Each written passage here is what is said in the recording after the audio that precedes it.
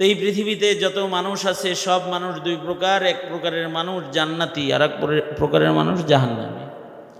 এক প্রকারের মানুষ উৎকৃষ্ট, আর এক প্রকারের মানুষ নিকৃষ্ট। এক প্রকারের মানুষ উৎকৃষ্ট, আর এক প্রকারের মানুষ নিকৃষ্ট। এক প্রকারের মানুষ জান্নাতি, আর এক প্রকারের মানুষ জাহান্নামী। এ কারণে মৃত্যুর পরে আল্লাহ তাআলা ঠিকানাও দুইটা বানাইছেন, জান্নাত জাহান্নাম। বলেন, জান্নাত জাহান্নাম।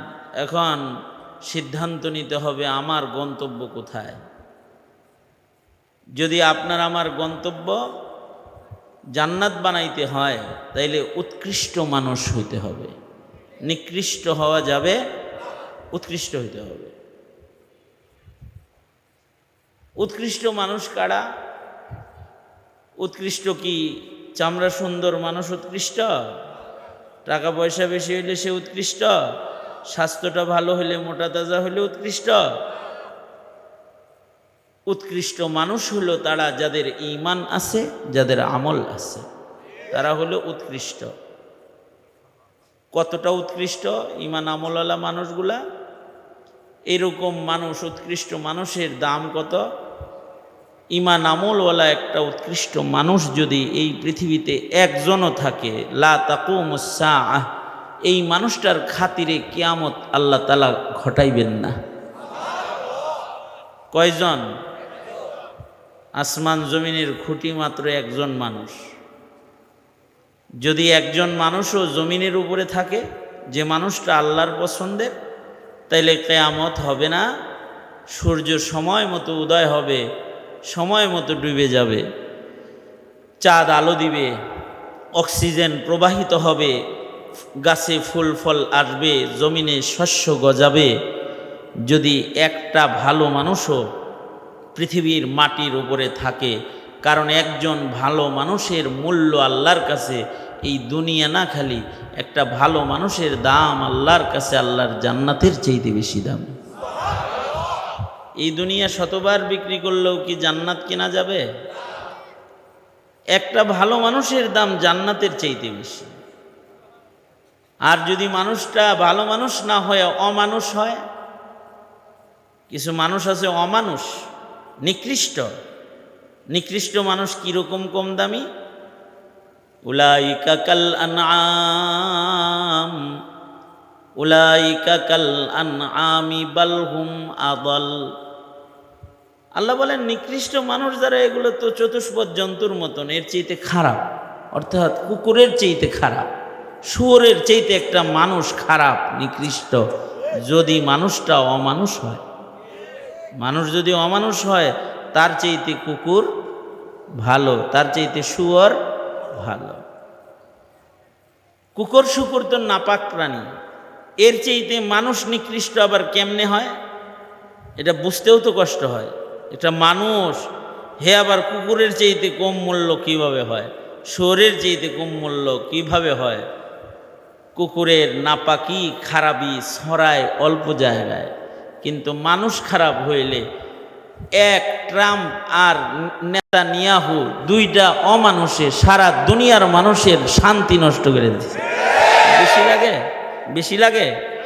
বেশি লাগে না তো। দেখেন না মোটর সাইকেলের লাইন, গাড়ির লাইন যেটা শুরু হয়েছে, এই প্রত্যেকটা পাম্পে দেখে আসলাম 2 কিলোমিটার ব্যাপী মোটর সাইকেল গাড়ির লাইন, 1.5 কিলোমিটার ব্যাপী, 1 কিলোমিটার লাইন। ওই গেছিলাম গতকালকে এক এলাকায়, 2 কিলোমিটার আগের থেকে লাইন। কখন গাড়িতে 2 লিটার তেল ঢুকাবে আর তখন চলবে। 1 লিটার অকটেন তালাশ করে পাইতেছে না, হন্যে হয়ে ঘুরছে কয়েক ঘন্টা। শুধু যে জায়গায় হোন্ডাটা বন্ধ হয়েছে ওখান থেকে যেন বাসা পর্যন্ত আনতে পারে, এই জন্য 1 লিটার অকটেন পেট্রোল খুঁজা পাইতেছে না 2-3 ঘন্টা। এই অশান্তির আগুন যে জ্বালালো, কয়জন মানুষ লাগছে? 1000 লোক লাগছে? 1000 লাগে নাই। অমানুষ যদি একটা হয়, তাহলে এক অমানুষের যন্ত্রণায় সারা দেশ অশান্তির দাবানল জ্বলে যায়, আগুন জ্বলে যায়। আর যদি মানুষ যদি একজন ভালো মানুষ হয় তাহলে তার মূল্য এত বেশি হয়। একজন মানুষের কারণে জমিনের উপরে আল্লাহ পাকের রহমত বর্ষণ হইতে থাকে, একজন মানুষের জন্য। এ কারণে ভালো মানুষ হইতে হবে, ভালো মানুষ। দুইটা চোখ আছে, একটা মুখ আছে, দুইটা হাত আছে, দুইটা পা আছে, দেখতে সুন্দর, এরকম সুরতের নাম মনুষ্যত্ব না, মানুষ না। যার ভেতরে ইনসানিয়ত আছে, মানবতা বোধ আছে, যার ভেতরে আখলাক আছে, সে হইল মানুষ। যার ভেতরে ঈমান আছে, যার ভেতরে নেক আমল আছে, সে হইল মানুষ। ঈমান আছে না নাই বুঝবো কেমনে? মানুষ দামি হয় দুই জিনিস দিয়া, ঈমান নেক আমল। বলেন, ঈমান নেক আমল, এই দুই জিনিস দিয়া মানুষের মূল্য হয়। এখন আমি মানুষ হিসেবে আমার ভেতরে ঈমান আছে না নাই, এটা বোঝারও তো দরকার আছে। বোঝার দরকার আছে না? ডায়াবেটিস কত, এটা বোঝার দরকার আছে না? যদি না বুঝা খালি ওষুধ খায় তাহলে অনেক সময় জিরো হয়ে যায়। আর যদি খবর না লয় তাহলে একেবারে উপরে উঠা সব অঙ্গ প্রত্যঙ্গ খারাপ হয়ে যায়। এটার যেমন মাপার দরকার আছে, মাইপা টাইপা চেক করার দরকার আছে। এই জন্যে মেশিন কিনা লয়, দিনে রাতে শোয়ার আগে আবার ঘুম থেকে উঠা বড়া পেটে খালি পেটে মাইপা দেখে কত আছে। মাঝে মাঝে প্রেসার মাপা শুরু করে দেয়। একবার ট্রেনে যাইতেছি, ট্রেনের ভিতরে অস্ত্র বাইর করে মাপা শুরু করছে, একটা লাগাই দিল, নিজের প্রেসার মাপলো। মানে ব্যাগের ভিতরে লইয়াই ঘুরতেছে, প্রেসার কি হাই না লো মাপতেছে। প্রেসার মাপলা, ডায়াবেটিস মাপলা, নিজের ঈমান মাপছো নেই কোনোদিন? যে ঈমান কয় কেজি আছে ভিতরে, অথবা কয় ছটাক আছে নাকি জিরো হয়ে গেছে, কখনো মাপার দান্দাই করো নাই।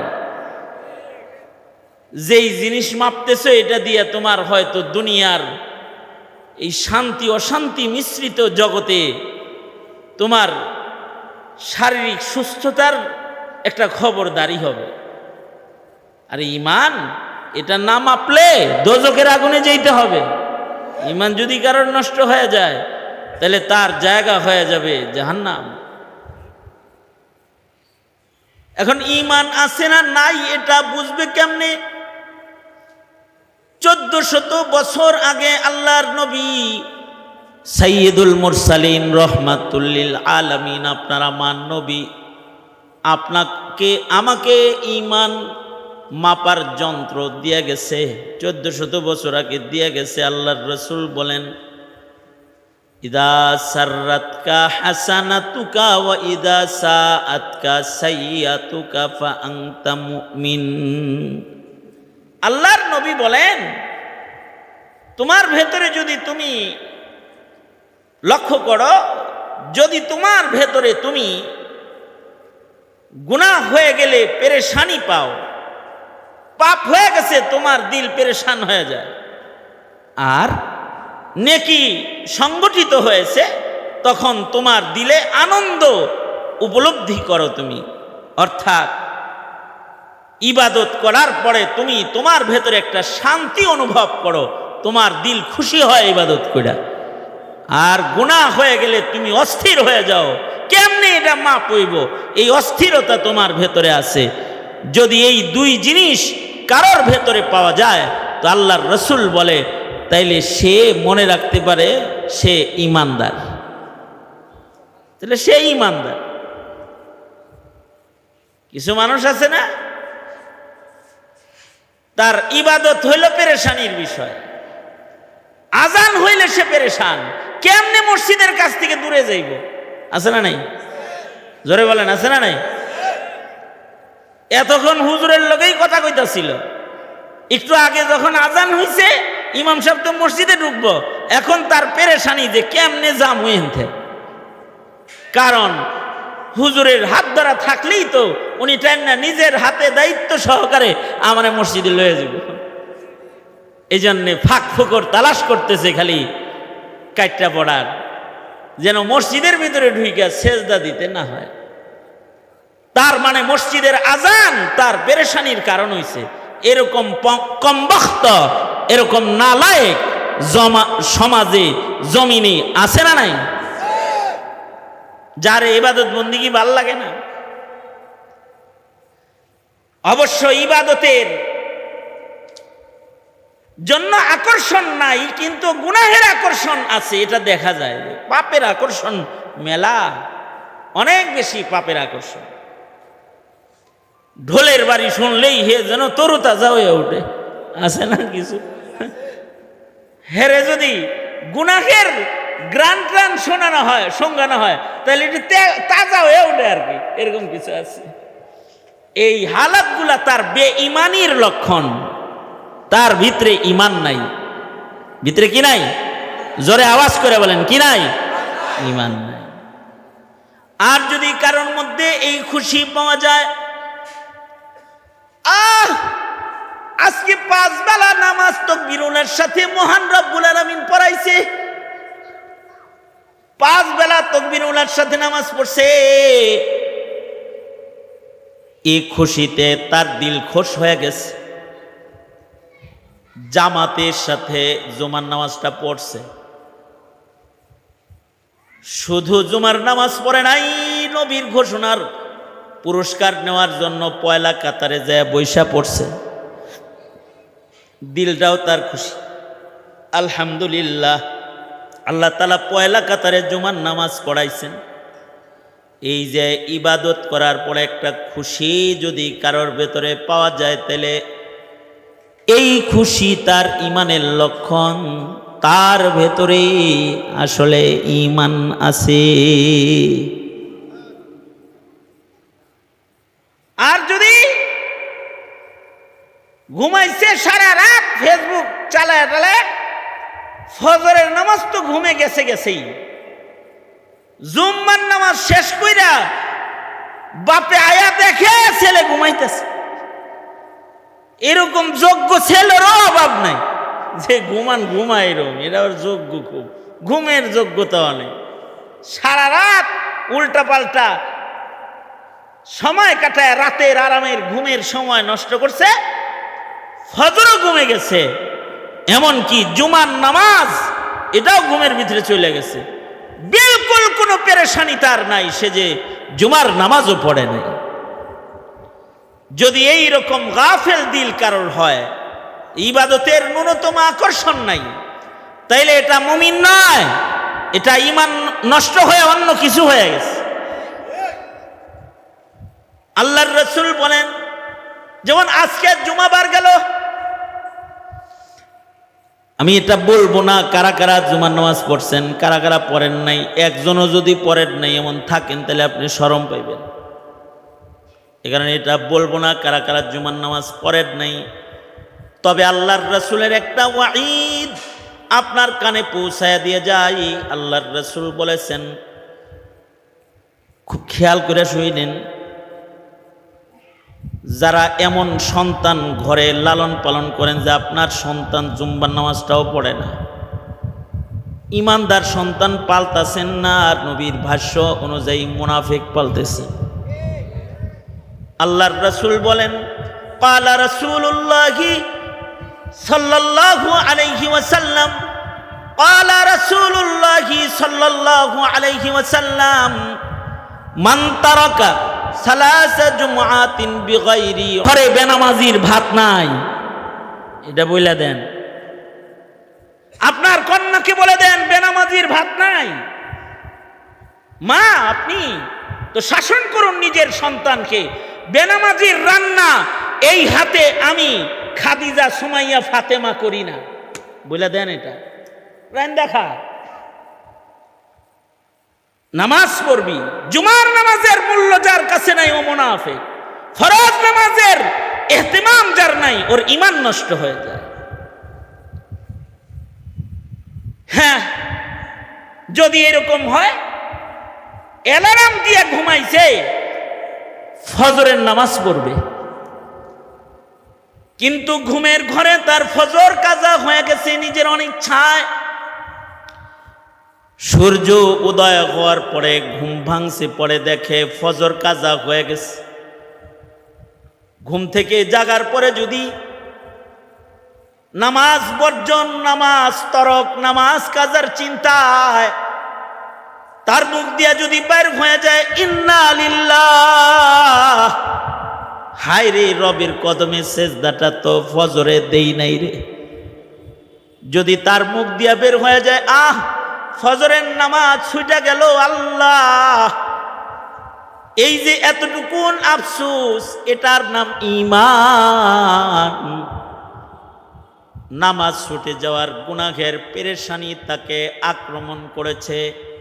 আল্লাহর রাসূল বলেন, এই পেরেশানি গুনাহ হয়ে গেলে পেরেশানি যদি কারোর ভেতরে পাওয়া যায়, আর নেকির খুশি যার ভেতরে তালাশ করে পাওয়া যায়, রাসূল বলেন ফা আনতা মুমিন, তাইলে তুমি ঈমানদার, তুমি মুমিন।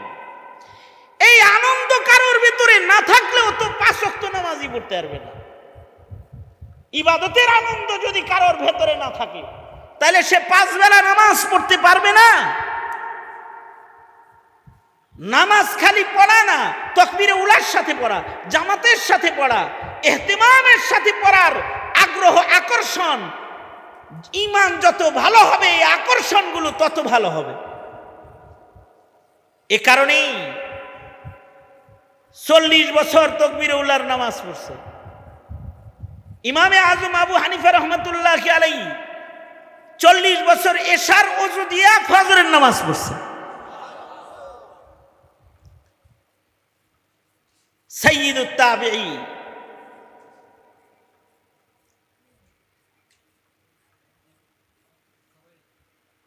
যে সকল বুজুর্গ হযরতগণ দুনিয়া থেকে চলে গেছেন, তাদের ভেতরে একজন সাঈদ ইবনে মুসাইয়্যিব।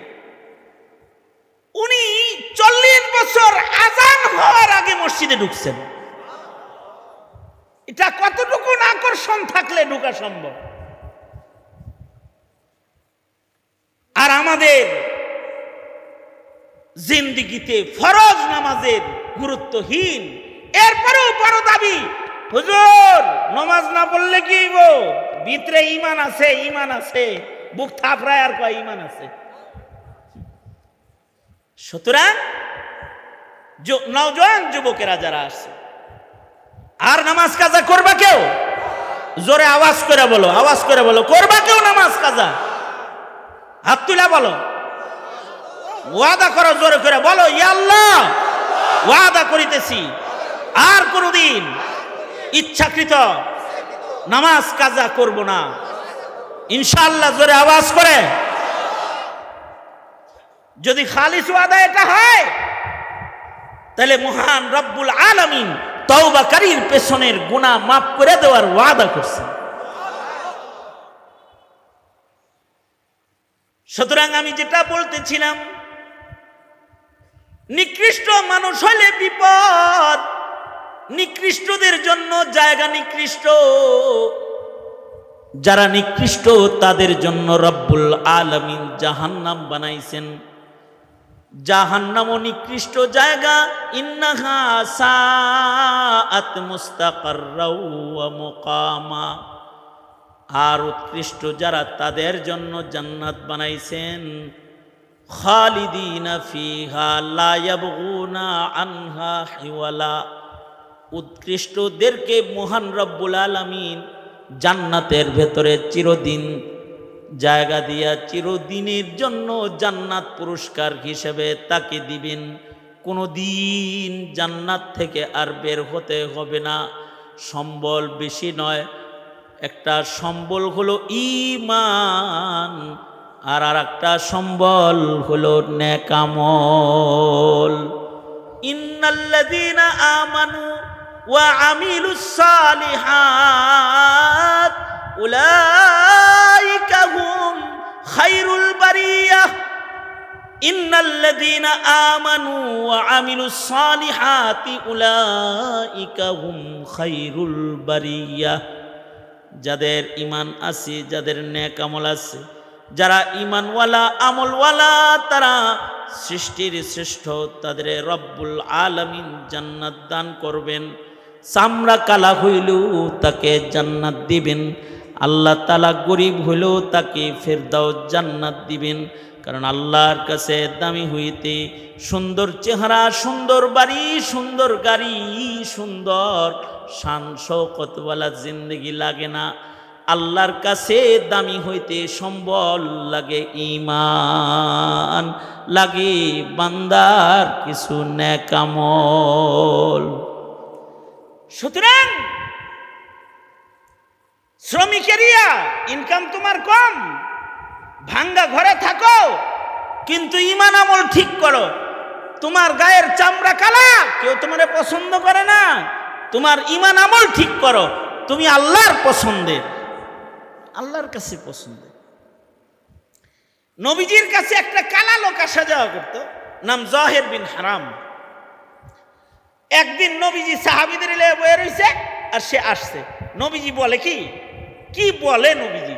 নবীজি বলে, এই যে কালো লোকটা আসছে না, ও আমার গ্রামের বন্ধু, আর আমি মুহাম্মদ ওর শহরের বন্ধু। নবীজি পরিচয় করাই দিতেছে। নবীজি কাউকে বন্ধু বললো, তার মানে কি? নবীজি তো আসলে আল্লাহর বন্ধু। নবীজি হাবিবুল্লাহ, নবীজি আল্লাহর বন্ধু। নবীজি কাউকে বন্ধু বলছেন, তার মানে হাবিবুল হাবিবি হাবিবুন। এই লোকটা কালো হইলে কি হবে? ও আল্লাহর বন্ধু। আল্লাহু আকবার করে করে। নবীজি তাকে বন্ধু বলতেছেন না, সে আল্লাহর বন্ধু। কি দিয়ে আল্লাহর বন্ধু? টাকা পয়সাও তো নাই, গায়ের চামড়াও তো কালা। একদিন বাজারে তরকারি বিক্রি করতেছে এই সাহাবী, বাজারে মাটির ভিতরে বৈশা দোকান দিছে। অনেকে গ্রাম থেকে শাপলা টাপলা আইনা দোকান দিয়া বহে না বেচার লেগা, এই সাহাবী এরকম তরকারি লইয়া বইছে বেচতে। নবীজি করছে কি? বন্ধু যেমন কখনো কখনো বন্ধুত্বের গভীরতার কারণে সামনে দিয়ে না যায়, পিছন দিক দিয়ে যায়। দেখবেন পিছন দিয়ে যায়, আস্তে করে চোখ ধরে বুঝায় কে কদেহি। এত খাতির তোর লেগে হাত স্পর্শ দিয়ে দেহি চিনস নি আমারে। আবার পিছন থেকে এমনে ধরে, আমারে ভিড়ের ভিতরে একজন এমনে ধরছে, ডাইনেও ঘুরতে দেয় না, বামেও দেয় না, বুঝায় যে কে হাত দিয়ে ধরছি, বুঝোস না? এত কাছে থাকি, এত হাতাই, এত হাতের স্পর্শ হয়, আজকে ভিড়ের ভিতরে আমার হাতটা চিনস না, কে বুঝাইতে চায়। যদি চিন না লাগে তাহলে দিল খুশ হয়ে যায়, আর না চিনে তাহলে কয় হুদাই, সামনে গেলে কয় আই লাভ ইউ, পিছন ধাই বুঝো না তো। আল্লাহর রাসূল সাল্লাল্লাহু আলাইহি ওয়াসাল্লাম সাহাবীর সামনে দিয়ে না যায়, পিছন দিক দিয়ে গেছে। পিছন দিক দিয়ে যায় আল্লাহর নবী এই সাহাবীর পিছনে মাটির মধ্যে লেপটা দিয়া আল্লাহর রাসূল বৈশা পড়ছে। বৈশা নিজের হাত দুইটা সাহাবীর বগলের নিচ দিয়ে ঢুকায়া বুকের ভিতরে জাপটা দিয়ে ধরছে, আর বুঝাইতে চায়, বলো তো কে? সাহাবী কি রাসূল চেনে না? আল্লাহর রাসূল যদি কোনো পথ দিয়ে হেঁটে যায়, সাহাবী টের পায় পথে রাসূল সাল্লাল্লাহু আলাইহি ওয়াসাল্লামের গায়ের খুশবু পাওয়া যায়। সেখানে সাহাবীকে আল্লাহর রাসূল জড়ায় ধরছে। সাহাবী তো চিন্না বলাইছে, সাহাবী এমন চিনছে, সাহাবী নবীজি জড়ায় ধরেছে, আর সাহাবী আরো নিজের নবীর বুকে যাইতে ধরছে। যাইতে ধরে নিজের পিঠকে নবীর বুকের মধ্যে ঘষতেছে, অর্থাৎ নবী আরবির দেহের স্পর্শের বরকত নিজের দেহের চতুর্দিকে লাগাইতেছে। সাহাবীর ধান্দা হলো আল্লাহর রাসূলের চামড়ার স্পর্শের বরকতটা দেহের মধ্যে লাগায় রাখি, এই স্পর্শ নাজাতের উসিলা হইতে পারে। কারণ আমার নবীর সাথে যেই মাটি লাগে, ও মাটি আরশের চাইতে দামি। মদিনাতুল মুনাওয়ারার মাটি যেটা নবীজির দেহে লেগে রয়েছে আরশের চাইতে দামি, তাহলে নবীর দেহের সাথে ঘষা লাগাইলে দাম বাড়বো না নিজের? ঘষতেছে এবার, ধরছেই যেহেতু যাইতা নিজের পিঠটাকে নবী আরবি দেহ মুবারকের সাথে ঘষা দিয়া একটু নিজে বরকত নিয়ে নিতেছে এই চান্স পায়। সাহাবীরা খালি নবীজির দেহের স্পর্শের বরকত তো অনেক বেশি, কেউ যদি দৃষ্টির স্পর্শও নিতে পারে যে তার দৃষ্টি রাসূলকে ধরছে ইমানের সাথে, তা সে সাহাবী। সাহাবীরা নবীজির গায়ের কাপড়ের স্পর্শওয়ালা কাপড় নেওয়ার জন্য পাগল ছিল। একবার আল্লাহর রাসূল খুতবা দিয়ে নামছেন মসজিদে নববীতে, সাহাবী যাই কয়, নবীজি আপনার গায়ের এই আবায়াটা দেন, এটা আমারে দেন, হাদিয়া দেন। নবীজি তো আম্মা সাইলা ফালা তানহার, যে নবীর উপরে নির্দেশ, চাইলে নবী আর না দিয়ে পারে। নবীজি সাথে সাথে ঘরে ঢুইকা জামা পরিবর্তন করে জামাটা প্যাকেট করে বাইরে আইনা সাহাবীরে দেওয়ার জন্য রেডি করতেছে। এদিক দিয়া মসজিদের সাহাবীরা হেরে ধরছে, হেই নবীজির জামা চালিগা চালিগা, নবীর জামা গায়ে দিয়ে ঘুরবা, চাইলা কেন এটা? সাহাবী বলে কি, আমি কি এটা চাইছি এটা গায়ে দিয়ে আমি ঘুরবো আর হেডাম করবো এর লেগে চাইছি? আরে আমার তো সম্বল দরকার, সম্বল। আমি নবীর গায়ের জামাটা চাইছি, আমি মইরা গেলে এটারে কাফন বানায় একটু কবরে নিয়ে যাওয়ার লেগা, রাসূলের গায়ের স্পর্শের জামা যেন প্রমাণ করে আমি নবীর দলে। নবীজি কিন্তু শুনতেছে ঘরের ভিতর থেকে যে আমার জামাও নিয়ে কাফন বানাইব, নবীজি ঘরের থেকে শুনতেছে এগুলো। শূন্য টুন্য আল্লাহর রাসূল এনে জামাটা দিয়ে দিলেন। তার মানে বোঝা যায় কেউ যদি মৃত্যুর আগে নিজের কাফন কিনে রেডি করে তাহলে ফকিহরা বলে এটা জায়েজ আছে। কিন্তু কেউ যদি মন্ডের মতো কবর খুঁজে রাখে, হে ঘরে থাকে একটা কবর রেডি, টিন দিয়ে ডাহা, কি লেগা কবরের চিন্তায় মাঝে মাঝে ওই কবরে যায় বৈশা কোরআন তেলাওয়াত করি, আসলে বন্ড। কিন্তু কাফনের কাপড় তো প্রস্তুত করে রাখা আগেই জায়েজ আছে, কিন্তু তাই বলে কবর রেডি করে রাখা করেন কে মিয়া? বুঝতেছেন কিছু? মানে আপনি আপনার কাফন কিনা রেডি করে রাখতে পারবেন, জায়েজ আছে। অথবা আমার এক ভক্ত আমারে এসে কয়, যার যার আবেগ এক এক রকম আবেগ। আমার এক ভক্ত, আমি হজে যাব গত 2 বছর আগে আমার কাছে আসছে, আমি এহরাম পড়ছি তখন আইসি একেবারে আইয়া আমার এহরামটা দইরাই কইতাছে, এইটা আবার হজ উমরা শেষ কইরা কাউরে দিয়ে দিয়েন না, এটা আমি চাই রাখলাম। কেন নিবা কেন? কয়ে আমি তো গরিব মানুষ, আমি কাবা তো অফ করতে পারবো না, এই কাপড়টা তো কাবা তো অফ করব, আরাফা মিনা মুজদালিফায় যাইব, এটা আমি কাফন বানায় নিবার চাই। আমি দেখলাম এটা জায়েজ আছে, তো কেউ যদি কাফন প্রস্তুত করে জায়েজ আছে, না করি কেমনে? তা আমি বললাম ঠিক আছে দিমুনি। হায় হায়, আমি হজের থেকে আসার পরে খবর পাওয়ার সাথে সাথে কাফনের লেগে হাজির, তুই কি করবো দিয়ে দিস। কারণ কেউ যদি কাফনের কাপড় প্রস্তুত করে রাখে জায়েজ আছে। ওই যে সাহাবী কাফনের কাপড় রেডি করে নবীজির কাছ থেকে চাইয়া নিতেছে, নবীজি ঠিকই কাপড়টা দিয়ে দিলেন, সাহাবী এটা কাফন বানায় কবরে লয়ে গেছে। এক সাহাবীর চুল ধরছিল নবীজি জীবনে, এই চুল সাহাবী জীবনে আর কাটে নাই। আমি মাহজুরা কেন? এই রাসূলের হাতের স্পর্শের চুলটা কবরে নিয়ে যাওয়ার জন্য। সাহাবী তো সাহাবী, আল্লাহর রাসূল সাহাবীর আবেগ, নবীজির আরো আবেগময় কথা। সাহাবীর সাথে রসিকতার মধ্যে নবীজি ডুইবা পড়ছেন। আল্লাহর রাসূল এই সাহাবীকে জড়ায় ধরে কয় বাজারের মধ্যে, মাইয়াশতারি হাদাল গুলাম, এ মদিনার বাজারের লোকেরা এই গোলামটাকে আমি বিক্রি করব, কে কিনবা? আল্লাহর রসুলের গোলাম হওয়া এটা তো অনেক বড় ভাগ্যের জিনিস।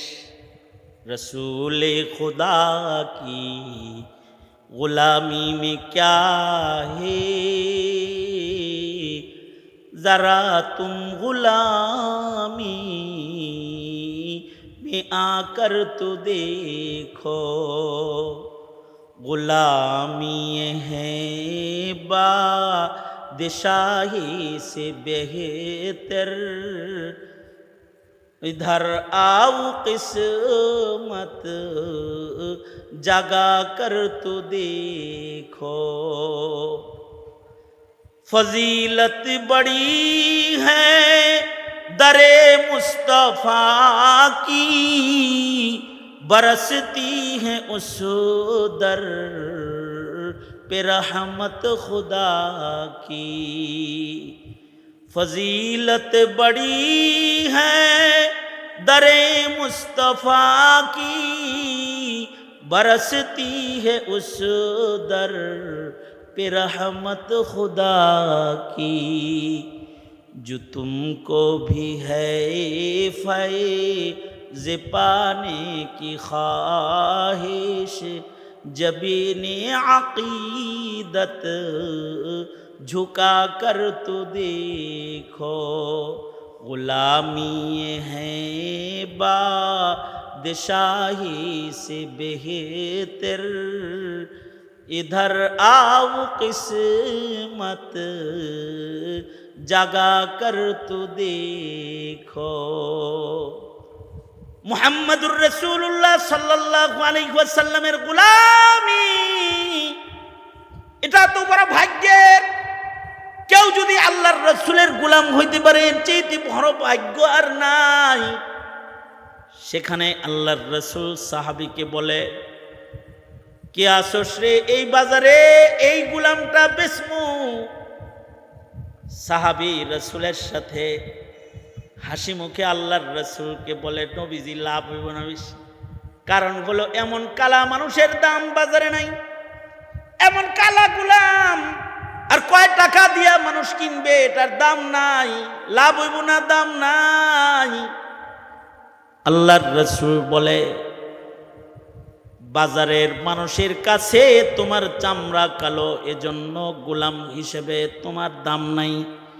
কিন্তু আমি রসুল সাক্ষী দিতেছি, তুমি আল্লাহর কাছে অনেক দামি, তুমি ইনদাল্লাহ অনেক দামি আল্লাহর কাছে। এই কালা সাহাবী যে আল্লাহর কাছে দামি কি দিয়া? তার ঈমান দিয়া, তার আমল দিয়া। ইনশাআল্লাহ ঈমান আমলের যত্ন করব, ইনশাআল্লাহ বলেন। নারীদের ঈমান আমলের যত্নের জন্য এই মাদ্রাসা